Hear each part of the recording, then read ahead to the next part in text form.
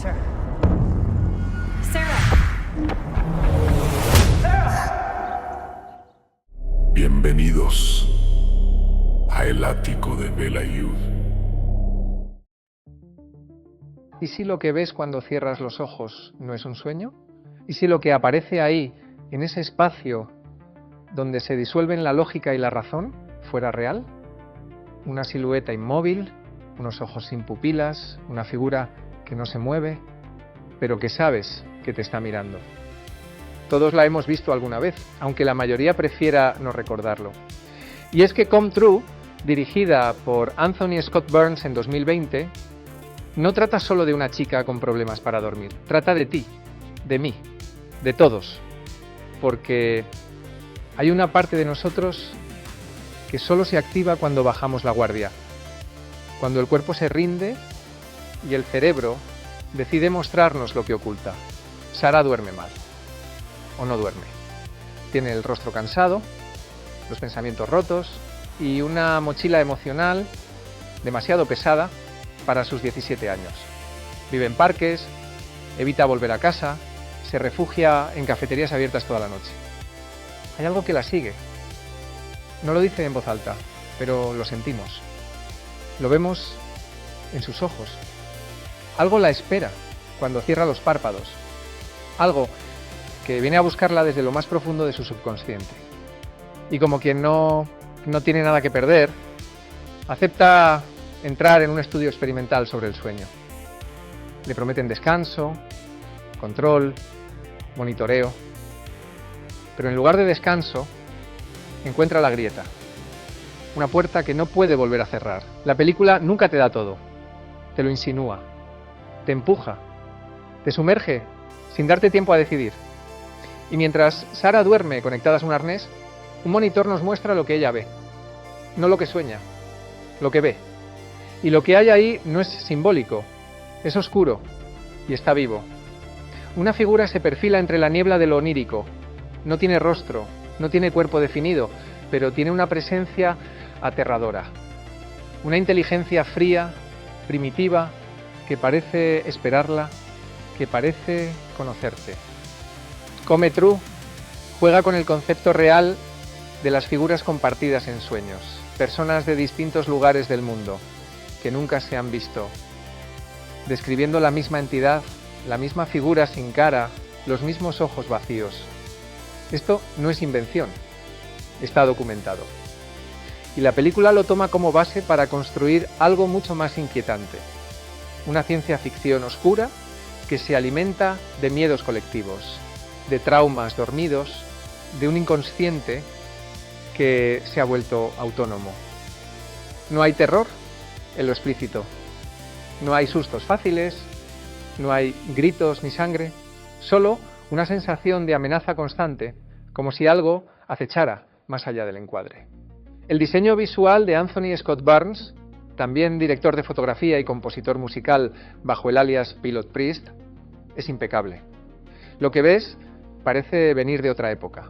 Monitores CRT, luces frías, espacios amplios, tecnología retrofuturista, una estética heredada del mejor Carpenter y del sci-fi psicológico de los 70, pero con personalidad propia.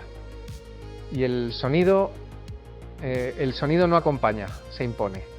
Es una textura que te acaricia el cuello y te susurra que algo no va bien. La interpretación de Julia Sarah Stone es silenciosa, casi mínima, pero increíblemente poderosa. No necesita decir mucho. Su mirada lo expresa todo. Su fragilidad no la hace débil, la convierte en canal. No es una víctima clásica. Es una antena rota recibiendo señales que nadie más percibe. Una protagonista que parece fundirse con su entorno, con sus sueños, con lo que la está descomponiendo poco a poco desde dentro. La narrativa avanza sin prisas, pero sin pausa, y tú caes con ella. No hay estructura clásica, no hay salvación. Solo una caída en espiral hacia lo más profundo de la mente. Una mente que ya no distingue lo real de lo soñado. Y cuando llegas al punto más bajo, la película se detiene un momento. Te mira. Te hace una pregunta sin palabras. Y continúa. El estudio del sueño se revela como algo más complejo, más oscuro. No es solo investigación médica, hay algo detrás, una intención oculta, pero no se explica, se deja sentir.